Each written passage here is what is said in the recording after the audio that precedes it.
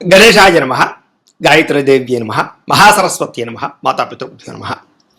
ముందుగా ప్రేక్షక వీక్షణ మహాశీలందరికీ కూడా నమస్కారం. అయితే శని త్రయోదశి రాబోతోంది. ఎప్పుడు? జూన్ 27వ తారీఖున శనివారం రోజున. ఎవరైతే కుంభ, మీన, మేష, సింహ, ధనుసు రాశి వారు ఉన్నారో వీళ్ళందరికీ కూడా ఈ రాబోయేటటువంటి శని త్రయోదశి చాలా చాలా ముఖ్యము, చాలా ఇంపార్టెంట్, చాలా మహాపర్వదినం. ఎందుకంటే ఈ 5 రాశుల వారు కూడా ఈ ఏలినాటి శని వల్ల కానీ, అష్టమ శని వల్ల కానీ, అర్ధాష్టమ శని వల్ల కానీ చాలా ఇబ్బందులు పడుతున్నారు. కుంభమేన మేషరాశి వారికి ఏలినాటి శని నడుస్తుంటే, సింహరాశి వారికి అష్టమ శని, ధనుసు రాశి వారికి అర్ధాష్టమ శని నడుస్తుంది. ఈ కారణంగా వీళ్ళకి ఎన్నో రకాల ఈతి బాధలు, ఇబ్బందులు అనుభవిస్తూ ఉన్నారు ఆల్రెడీ. అయితే ఎలాంటి ఈతి బాధలు, ఇబ్బందులు అనుభవిస్తున్నారయ్యా వీళ్ళందరూ ఈ కారణంగా అంటే కనుక చాలా మందికి జీవితంలో ఆరోగ్య సమస్యలు, ముఖ్యంగా మనశ్శాంతి లేకపోవడం, చేసేది కలిసి రాకపోవడం, కుటుంబ కలహాలు, ఆర్థిక ఇబ్బందులు, అనవసరమైన తగాదాలు, చేసే పని కలిసి రావకపోవడము, నిద్ర లేకపోవడము, నిద్ర పట్టకపోవడం లాంటివి, మెంటల్ టెన్షన్లు అధికమైపోవడము, అలాగే ఏం చేద్దామన్నా పనులన్నీ జాప్యం, అవకాశాలేమో చివరిదాకా వచ్చి చేజారిపోతుండడం, ఇలాంటి సమస్యలన్నీ కూడా ఏలినాటి శని వల్ల, శని దోషాల వల్ల కలుగుతూ ఉంటాయి. అంతేనా అంటే కాదు.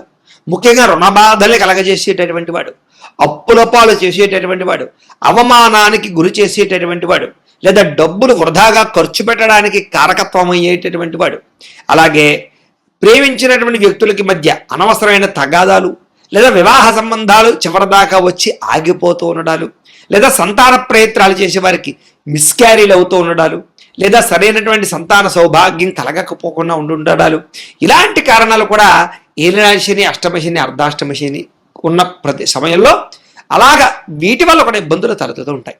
అంతేనా అంటే కాదు. వాహన ప్రమాదాలు కానీ, యాక్సిడెంట్లు అవ్వడం కానీ, శస్త్రచికిత్సలు కానీ, లేదా దీర్ఘకాలిక రోగాలు లేని వారికి చాలామందికి ఏంటంటే ఈ అష్టమ శని, అర్ధాష్టమ శని, ఏలినాటి శని నడుస్తున్నప్పుడే దీర్ఘకాలిక రోగాలు ఎంటర్ అవుతూ ఉంటాయి, లేదా పడిపోదాలు, దెబ్బలు తగిలించుకోవడాలు, శస్త్రచికిత్సలు కారణం అవుతూ ఉంటాయి. కాబట్టి ఇలాంటి పెద్ద పెద్ద సమస్యలకి ఈ ఏలినాటి శని కారణం అవుతుంటుంది.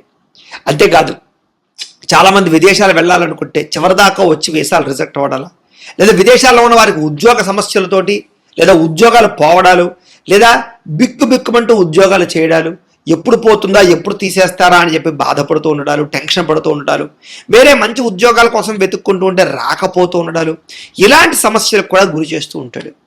అక్కడ విదేశాలనే కాదు, ఇక్కడ కూడా ఉద్యోగపరంగా లేనిపోని సమస్యలు ఇరుక్కోవడం, లేదా సమస్యలు ఇరుక్కుని ఉద్యోగాలు పోగొట్టుకోవడం, ముఖ్యంగా గవర్నమెంట్ ఉద్యోగస్తులకి చేసిన తప్పుకో, చెయ్యని తప్పుకో సడన్గా విజిలెన్స్ వాళ్ళలో రకరకాల రైడుల్లోనూ ఇంకొక కారణం చేత ఇరుక్కుపోవడాలు, ఐటీ దాడులు జరగడాలు, ముఖ్యంగా వ్యాపారస్తులకి. తద్వారా ఏంటంటే ఎక్కువగా సమస్యలు, కోర్టు కేసులు, పోలీస్ కేసులు ఇరుక్కునే అవకాశాలు, ఆస్తి వివాదాలు కలగజేసే అవకాశాలు కూడా ఈ ఏలినాటి శని, అష్టమ శని, అర్ధాష్టమ శని చూపిస్తుంది. అంటే కనుక ఇది సామాన్యమైనటువంటి దోషం కాదు, చాలా ఇబ్బంది పెడుతూ ఉండేటటువంటి దోషాలుగా మనం చూడొచ్చు. అంతేకాదు ఇంట్లో భార్యాభర్తల మధ్య గొడవలు, పిల్లల మాట వినకపోవడం, డబ్బు వచ్చినట్టు ఖర్చు అయిపోవడం మంచి నెలలాగా, అలాగే ఏంటంటే తప్పనిసరి పరిస్థితులు అప్పులు చేస్తే అవి తీరకపోవడం, ఈఎంఐలు, క్రెడిట్ కార్డులు కట్టలేకపోవడం, దుబారా వస్తువులు కొనడం, నమ్మక ద్రోహాలు, షూరిటీ సంతకాలు పెట్టి మోసపోతూ ఉండాలి, దానికోసం అనవసరమైన వాటికి తగాదాలకి కోర్టులు అంబడి తిరుగుతుండాలి, లేదా ఎవడో చేసిన తప్పుకి పోలీస్ కేసుల ద్వారా, రకరకాల కేసుల ద్వారా ఇరుక్కోవడాలు, ఇలాగేంటంటే సమస్యల వలయంలో పాడేసేటటువంటి, ఇబ్బంది పెట్టేటటువంటి పరిస్థితులు ముఖ్యంగా ఈ 5 రాశుల వారికి ఎక్కువగా కనపడుతూ ఉన్నాయి. ఇంచేత ఈ శని ప్రభావం వల్ల.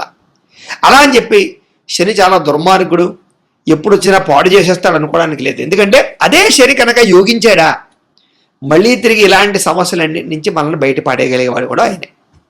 తొందరగా జీవిత స్థిరత్వాన్ని ఇచ్చేవాడు కూడా ఆయనే. శని ఏమిచ్చినా స్థిరత్వంగా, భారీగా, గ్రాండ్గా, పెద్దగా ఇస్తాడు.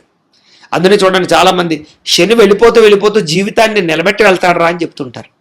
కాబట్టి అలాంటి శని అనుకూలించాడా మళ్ళీ ఇలాంటి సమస్యలన్నింటి నుంచి పోగొట్టి జీవితంలో మంచి స్థాయికి తీసుకెళ్తాడు, సమస్త కోరికలు నెరవేరుస్తాడు, ఈతిబాధల నుంచి పోగొడతాడు. అయితే మరి ఏ రకంగా ఈ శని దోషాలని పోగొట్టుకుని మన జీవితంలో ఉండే సమస్యల నుంచి బయటపడాలయ్యా అన్నట్లయితే కనుక అలాంటి వారి గురించే అదృష్టంగా వచ్చినటువంటిదే ఈ శని త్రయోదశి. అయితే చాలా శని త్రయోదశులు వస్తాయి.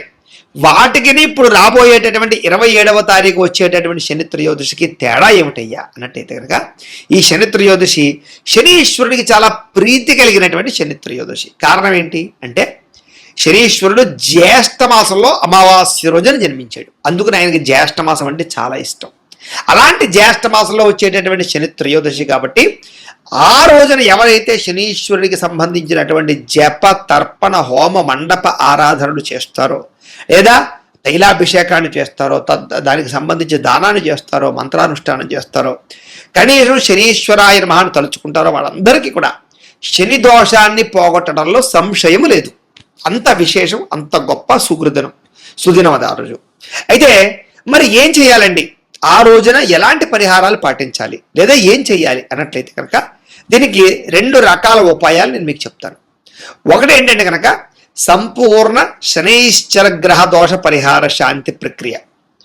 దాన్ని ఎలాగంటే కనుక దాన్ని బ్రాహ్మణ ద్వారా చేయించాలన్నమాట. అంటే దీన్ని ఎలాగంటే కనుక ఇందులో పాల్గొనడం ఏంటంటే కనుక మేము మా పీఠంలో, మాది వెదురుపాక గాయత్రి పీఠంలో ఏంటంటే నేను ఆ రోజున చక్కగా బ్రాహ్మణులు పెట్టి, కొంతమంది బ్రాహ్మణులు పెట్టి ఎవరైతే ఈ యొక్క శని దోషంతో బాధపడుతున్నారో వాళ్ళ యొక్క గోత్రాలు పేర్లు తీసుకుని ఆ గోత్రనామాలతో మా పీఠంలో ఉండే బ్రాహ్మణ ద్వారా ఆ రోజున విఘ్నేశ్వర పూజ, తిల మండప ఆరాధన అంటే నువ్వులతోటి మండపాన్ని వేసి చక్కగా అందులో శనీశ్వరుని ఆవాహన చేసి ఆరాధన చేసి అధిదేవత ప్రత్యధిదేవత సహితంగా ఆవాహన చేసి అలాగే నవగ్రహాలని ఆవాహనం చేసి అలాగే అష్టదిక్పాలకులని బ్రహ్మాది దేవతలని ఇంద్రాది దిక్పాలకులని అందరూ కూడా ఆవాహన చేసి చక్కగా అర్చన చేయడం జరుగుతుంది. అదయిన తర్వాత తైలాభిషేకం అంటే ముఖ్యంగా ఇక్కడ మందపల్లి ఉంటుంది, అక్కడ చాలా విశేషం శనీశ్వరుడు మందేశ్వరుడిని ప్రీతి. అక్కడికో 2 బ్రాహ్మణులు పంపించి ప్రత్యేకంగా అక్కడ తైలాభిషేకాన్ని చేయించడం అందరు గోత్రనామాలతోటి. అలాగే మళ్ళా పీఠంలో చక్కగా ఈ ఏదైతే శనీశ్వరుడికి సంబంధించినటువంటి మూలమంత్రం ఉంటుందో దానికి కొన్ని లక్షలు బ్రాహ్మణ చేత జపం చేయించడం. అలాగే అది అయిపోయిన తర్వాత క్షీర ఈ యొక్క తిలాతర్పణం అని ఉంటుంది, దాన్ని క్షీర తిలాతర్పణాన్ని ఆ రోజు ప్రత్యేకంగా చేయించడం జపం చేసిన సంఖ్యకి తగ్గ. అలాగే శనికి సంబంధించిన మూల మంత్రంతో అలాగే నవగ్రహ మంత్రాలతోటి అలాగే మిగతా అష్టదిక్పాలక మంత్రాలతోటి అలాగే మృత్యుంజయ మంత్రంతో రుద్ర మంత్రాలతోటి కూడా హోమం చేయించడం జరుగుతుంది. హవనం అంటారు దాన్నే. అలాగే ఈ నువ్వులతోటి దానితోటి నవధాన్యాలతోటి కూడా ఆ రోజు ప్రత్యేకంగా హోమం చేయించడం జరుగుతుంది. చేసి అలాగే దానికి సంబంధించినటువంటి ఇలాంటి మాలలు ఉంటాయి, శనీశ్వరికి సంబంధించినటువంటి పూజలో ఇలాంటి మాలలు పెట్టి ఈ మాలల్ని ఎవరైతే పూజల్లో పాల్గొన్నారో వాళ్ళందరికీ కూడా ప్రసాదంతో పాటుగా పంపించడం జరుగుతుంది.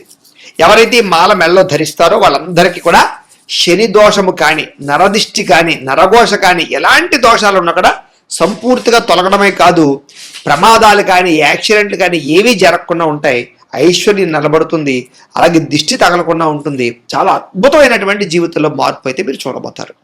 అంత శక్తి ఆ రోజు ఈ పూజలో పెట్టినటువంటి మాలకి సంతరించుకుంటుంది. కాబట్టి ఆ పవిత్రమైన మాలలు కూడా ఈ ఎవరైతే పూజ చేయించుకున్నారో వాళ్ళందరికీ కొరియర్ ద్వారా పంపించే ప్రయత్నం చేస్తాం అన్నమాట. అందుచేత ఈ కార్యక్రమంలో పాల్గొనాలని ఉద్దేశం ఉన్నటువంటి వారందరూ కూడా మీ గోత్రాలు, మీ పేర్లు, దాంతోపాటుగా మీ ఇంటి అడ్రస్, అలాగే మీరు ఏదైనా సమస్యలతో ఇబ్బంది పడుతూ ఉంటే కనుక ఆ సమస్యతో సహా మాకు వాట్సాప్ నెంబర్కి మెసేజ్ పెట్టండి, లేదా మాకు ఫోన్ చేసినా కూడా మేము చక్కగా మీ గోత్రాల పేర్లు రాసుకుంటాం. ఆ పూజలన్నీ పూర్తయిన తర్వాత మీరు పంపించినటువంటి అడ్రస్కి మేము ఈ ప్రసాదాలన్నీ కూడా కొరియర్ చేయిస్తాం. అంతేకాదు ఈ పూజకు సంబంధించినటువంటి వీడియో క్లిప్పులు కూడా మీకు వాట్సాప్ ద్వారా పూజ అయిన తర్వాత మీకు పంపించడం జరుగుతుంది, వాట్సాప్లో క్లిప్లు. తద్వారా ఏంటంటే కనుక వీటికి అయ్యేటటువంటి రుసుము దక్షిణ ఎంత అయ్యా అన్నట్లయితే కనుక 2000 రూపాయలు మాత్రమే. అంటే సామాన్యులు కూడా ఇందులో పాల్గొనాలనే ఉద్దేశంతో చాలా తృఢప్రాయంగానే పెట్టడం జరిగింది. దీనివల్ల శాస్త్ర ప్రమాణంగా మనకి సంపూర్ణంగా శని దోషం తొలగడంలో సంశయం లేదు. ఈ పూజ అయిన తర్వాత ఖచ్చితంగా మీలో మార్పు అయితే గమనిస్తారు. సమస్య నుంచి బయటపడడం కానీ, లేదా తొందరగా పనులు జరగడం కానీ, ఆరోగ్యం బాగుపడడం కానీ, ఐశ్వర్యం కలగడం కానీ, రకరకాల ఏవైతే మీకు దోషాలు ఉన్నాయో అలాంటి దోషాలన్నీ సంపూర్తిగా తొలగి కోరికలు నెరవేరుతాయి. కాబట్టి ఎంత శక్తివంతమైన కార్యక్రమం మా పీఠంలో చేస్తున్నాం కాబట్టి ఖచ్చితంగా అందరూ మాత్రం ఈ అవకాశాలు మాత్రం దుర్వినియోగపరుచుకోకండి. ఎందుకంటే మళ్ళీ ఎప్పుడు ఈ శని త్రయోదశి వస్తుందో తెలియదు. దాంతోపాటుగా జ్యేష్ఠ మాసంతో కూడుకుని శని త్రయోదశి రావడం వచ్చే సంవత్సరం వస్తుందో లేదో తెలియదు, అరుదు.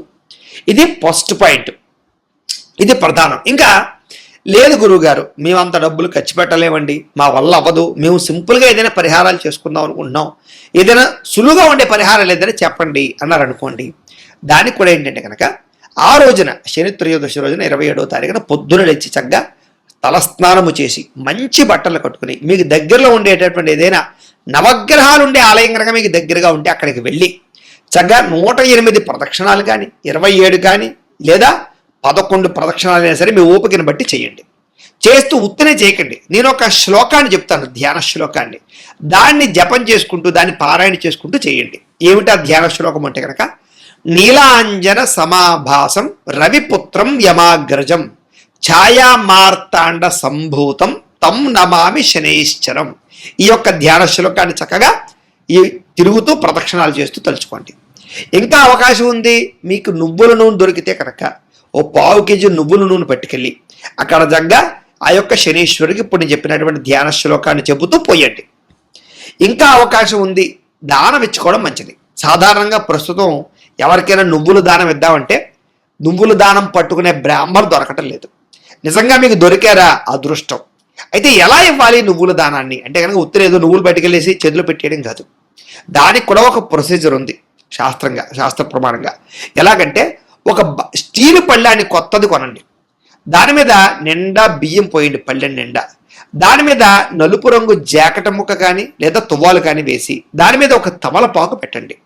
దాని మీద 19 గ్రాములు నువ్వులు వేయండి. అంటే కనీసం 2-3 చెంచాలు, అంతకన్నా ఎక్కువ కూడదు. నువ్వులు ఇన్నిస్తే అంత బంగారం కానీ అంత ధనం కానీ ఇవ్వాలి, అంత ఇవ్వలేం కదా మనం. అంచేత 19 గ్రాములు నువ్వులు పెట్టి వేసి బెల్లం మొక్క ఓ 1/2 కేజీ బెల్లం మొక్క పెట్టండి దాని పక్కన. అలాగే వాసం మేక్ కానీ ఇనప మేక్ కానీ పెట్టండి. పెట్టకపోయినా పర్లేదు, ఎందుకంటే అలాగే స్టీల్ కంచం ఇస్తాం కదా. అలాగే తాంబూలం పెట్టండి, 3 తమలపాకులు పోక చెక్క పెట్టి విశేషంగా దక్షిణ అంటే కనీసం 500 రూపాయల కన్నా ఎక్కువ ఎంత ఇస్తే అంత మంచిది. ఎందుకంటే ఆ దోషం పట్టుకున్న బ్రాహ్మణుడు ఆ దోషం పోగొట్టుకోవాలంటే 1,00,000 గాయత్రి జపం చేయాలి. అంటే కనీసం 10-15 రోజులు పడుతుంది వాడికి. కాబట్టి అంత ఎక్సర్సైజ్ వాడిని చేసుకోవాలి. కాబట్టి దానికి తగ్గ ఏదో తృణప్రాయంగా 50-25 ఇచ్చేసి వదిలించేసుకోవడం కాదు. తెలబ్రాహ్మణికి మనం ఎంత విశేషంగా దక్షిణిస్తే దోషం అంతలా పోతుంది. ఎందుకంటే ఆయన దోషం పోగొట్టుకోవాలి. కాబట్టి మన దోషం పట్టుకున్నాడు, ఆయన మన పాపం తీసుకుంటున్నాడు. అంచేతే చూడండి, కావాలి ఎక్కడైనా సరే తెలబ్రాహ్మడు ఎక్కడ ఆరోగ్యంగా ఉండడు, మీకు ఎక్కడ ఐశ్వర్యం ఉండదు అతనికి. కారణం ఏంటి? మన పాపాలన్నీ మోస్తున్నాడు అతను. చాలా ఆయుష్ క్షీణించిపోతుంది. చూడండి, మీరు కావాలంటే ఎవరినైనా ఎంక్వైరీ చేసుకోండి, లేకపోతే ఏదైనా దానికోసం ఏదైనా పరిశోధన చేసుకోండి. మీరు ఎక్కడ తెలబ్రాహ్మడు చూసుకోండి. అంటే అలా అందరూ కాదు, కొంతమంది ఏం చేస్తారంటే తపస్సు చేసుకుంటారు, గాయత్రి జపం చేసుకుంటారు. తెల్లదానం పుచ్చుకున్నా కూడా ఇంట్లో రోజు గాయత్రి జపం చేసుకుంటారు. అలాంటి వాళ్ళకి ఏం అవ్వదు. కానీ ఒకవేళ తీసుకుని జపం చేసుకోలేని వాళ్ళు కొంతమంది ఉంటారు. అలాంటి వాళ్ళు చూడండి, ఆ దోషం వల్ల పాడైపోతారు. అంటే మన దోషం వాడికి వెళుతుందా లేదా అనడానికి ప్రత్యక్ష నిదర్శనాలు ఇవన్నీ కూడా. అంచేత మనం అలా మన దోషం పట్టుకునే బ్రాహ్మణ్ణి ఖచ్చితంగా విశేషంగా గౌరవించాలి. కాబట్టి ఆయన కన్నా కుదిరితే పంచుల చాప్ ఏముంటే పంచుల చాప్ పెట్టి, స్వయంపాకం ఉంటే స్వయంపాకం కూడా ఇచ్చి విశేషం దక్షిణ తాంబూలాలు ఇవ్వండి. తద్వారా ఆ దోషం చాలా శాతం మీకు పోతుంది. లేదా ఆల్రెడీ మా పీఠంలో అయితే కనుక మీకు దానికి సంబంధించి తిలాహోమాలు అవి చేస్తాం కాబట్టి తద్వారా కూడా మీకు దానం ఇవ్వకపోయినా ఆ ఫలితం వస్తుంది. కానీ అవకాశం ఉంటే ఇలా చేసుకోండి. ఇంకా అద్భుతమైనటువంటి ఉపాయం ఏమిటయ్యా అన్నట్లయితే కనుక నువ్వుల నూనె ఉంటుంది. ఆ నువ్వుల నూనెతో కనీసం దీపారాధన చేయండి, లేదా చిమ్మిల నైవేద్యం పెట్టండి. ఇలాంటివన్నీ చేస్తూ చక్కగా ఆ రోజు కనుక ఏకభుక్తం అంటే మధ్యాహ్నం భోజనం రాత్రి టిఫిన్ కానీ, లేదా రాత్రి భోజనం మధ్యాహ్నం టిఫిన్ చేసి కానీ అది చేయొచ్చు. లేదు వండలేకపోయాను అనుకోండి, పొద్దున టిఫిన్ చేసేయండి, మధ్యాహ్నం మామూలుగా టిఫిన్ చేసేయండి, రాత్రి భోజనం చేయండి. ఇలాగ ఏ రకంగానైతేనే ఏకభుక్తం అంటే ఒక్కసారి అన్నం పదార్థం తినడం. ఇలాగా ఆ రోజున ఇలాంటి వ్యవహారం చేసుకుని మీకు కనీసం నవగ్రహాల ఆలయాలు ఎక్కడ దొరకలేదు అనుకోండి, కనీసం శివాలయానికి వెళ్ళైనా సరే ఆ రోజు దండం పెట్టుకోండి. ఇలా చేసుకున్నట్లయితే కనుక మీకు ఈ శని దోషం సంపూర్తిగా తొలగడమే కాదు, రాబోయే రోజుల్లో మీకు దీనివల్ల కలిగేటటువంటి ఎటువంటి ఇబ్బందులు కలగకుండా సకలేశ్వరి భోగభాగ్యాలు కలుగుతారు. అంత విశేషం ఈ రాబోయే 27వ తారీఖు వచ్చే శని త్రయోదశి ఉంది. కాబట్టి ప్రేక్షకులందరూ కూడా చక్కగా ఈ అవకాశాన్ని సద్వినియోగపరుచుకునే ప్రయత్నం చేయండి అని ప్రత్యేకంగా తెలియజేస్తూ, అందులాగే ఇప్పుడు మేము చెప్పినటువంటి కార్యక్రమంలో పాల్గొనే ఉద్దేశిస్తున్నట్లయితే కనుక ఈ కింద కనపడుతున్నటువంటి ఫోన్ నెంబర్ల ద్వారా మమ్మల్ని సంప్రదించవచ్చు అని ప్రత్యేకంగా తెలియజేస్తూ, దీనికి సంబంధించినటువంటి ఏమైనా అనుమానాలు ఉన్నట్లయితే కనుక కామెంట్ల రూపంలో పెట్టండి, మీకు రిప్లై ఇస్తాం. లేదా మీరు ఫోన్ చేసినా కూడా మీ సందేహానికి సమాధానం తెలియజేస్తామని తెలియజేస్తూ, అలాగే ఈ వీడియో కనుక మీకు నచ్చినట్లయితే లైక్ మాత్రం ఖచ్చితంగా చేయండి. ఈ వీడియో కింద కామెంట్లో ఓం శనేశ్వరాయ నమః అని కామెంట్ పెట్టండి. ఆయన్ని తలుచుకుని పెట్టండి. తద్వారా కూడా కొంత శనిగ్రహం అని కూడా కలుగుతుంది. ఎందుకంటే ఆయన అనుకూలత కలగందే ఇలాంటి కార్యక్రమాలు మనం చేయలేం. కాబట్టి ముందుగా అందుకనే చూడండి, సత్యనారాయణ స్వామి వ్రతంలో కూడా ముందర ఓ సత్యనారాయణ స్వామి నీ పూజ చేద్దాం అనుకున్నాను సంకల్పం చేసుకుని బయలుదేరితేనే పనులు అవుతాయి. అలాగే ఇప్పుడు కూడా మీరు ఏం చేస్తారంటే రాబోయే శని త్రయోదశి రోజున శని దోషం పోగొట్టుకోవాలంటే ఇప్పుడే సంకల్పం చేయండి. వీడియో చూస్తున్నప్పుడే మీరు కామెంట్లో ఒక్కసారి ఓం శనేశ్వరాయ నమః అని కామెంట్ పెడితే మీరు సంకల్పం చేసినట్టే. అలాగే లైక్ కొడితే సంకల్పం గంట కొట్టినట్టే. అంటే మీ పని ప్రారంభం అవ్వబోతోంది అనమాట. మీకు రాబోయే రోజుల్లో శని దోషం తొలగబోవడానికి ఖచ్చితంగా శనీశ్వరుడు అనుగ్రహిస్తాడనమాట. కాబట్టి ఆ రకంగా భావించండి, చక్కగా ఎదరికి వెళ్ళండి, చక్కగా శని దోషం పోగొట్టుకోండి, మీరందరూ సకలైశ్వర్య భోగవాలు పొందండి అని మనస్ఫూర్తిగా శనీశ్వరుని ప్రార్థన చేసుకుంటూ స్వస్తి.